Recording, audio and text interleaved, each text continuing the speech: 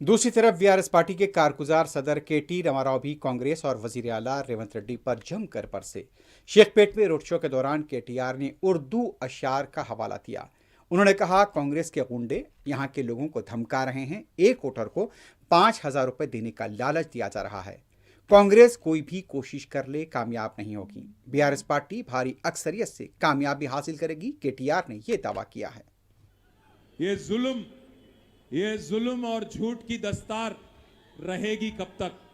ये जुल्म और झूठ की दस्तार रहेगी कब तक? ये रेत की दीवार रहेगी कब तक? ये जुल्म और झूठ की दस्तार रहेगी कब तक? ये रेत की दीवार रहेगी कब तक? हमने तो हिटलर को भी मिटते हुए देखा। हमने तो हिटलर को भी मिटते हुए देखा। देखते हैं कांग्रेस तेरी सरकार रहेगी कब तक?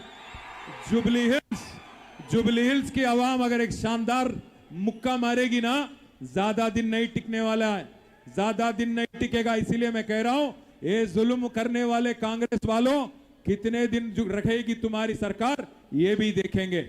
इंशाअल्लाह जरूर जीतेंगे।